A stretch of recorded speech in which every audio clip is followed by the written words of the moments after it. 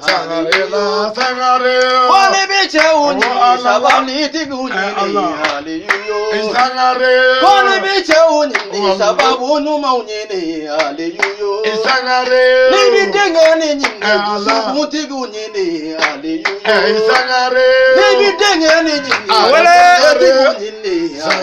hallelujah. Sangare, Nibi dengeni nyine kurane tiguni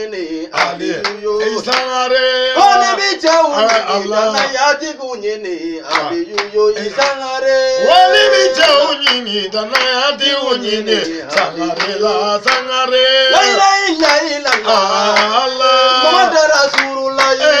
Allah, Nabi Allah wele, Madami sangolo daja, Nabi Allah wele, Madami dugu kolo dauni, Allah Nabi Allah wele, Bisoli mama duka, Nina da denga kani, Abulai denga kani, Bisoli kira kasa, Nina soli la kira kawa, Nipana denga haidarama, Madani denga bifu, Masan denga bifu, Fatini baba bifu, Sherifu baba bifu, Nina yesrifi ufu, Nabi yesrifi lali wele, Ali sangare, sangare bari file, Jaloni jagite yo, Sibengana ni sangare bari, Fila bi malo yade, Wallahi fila tasirandonde, Fila malo yasa, Fila tasirandonde, Ali sangare, Dana yatigi file, Kurane tigi file, Sabali tigi file, Sababu nyuma file, Sababu nyuma file, Ali anana boyila de, Wallahi anana boyila de, anana boyila de, Angera jeli de ye, de unga jeli yange, Angera jeli de ye, unga jeli yange, Sangarela Ali kodo, Isarabi alabolosa, Sarabi alabolo, Sarabi alabolo, Nani jogu sarakodo, Saraba yere bolo, Ali sangare, Soni biga seja, Kumunde temenada, Ame bilaja, Shini mi alabolosa, Ali,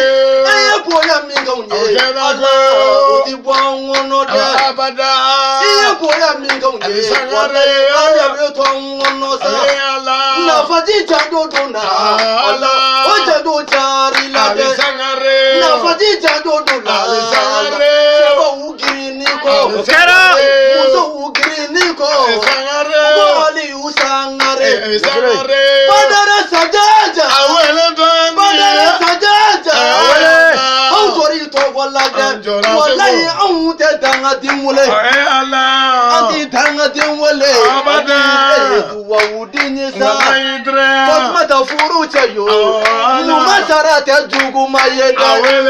Zenabu furu chayo, Numa sarate dogo yade, Aisha ta furu chayo, Numa sarabi alabolosa, Allah ki kisi, Bana jugu made,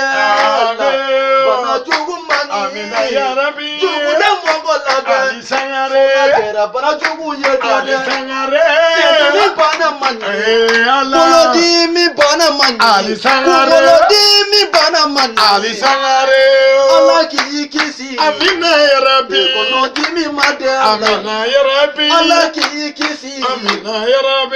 Jugu made, Allah ki kisi, Kola bana made, Allah ki kisi, Dadi mi bana made, Allah ki kisi.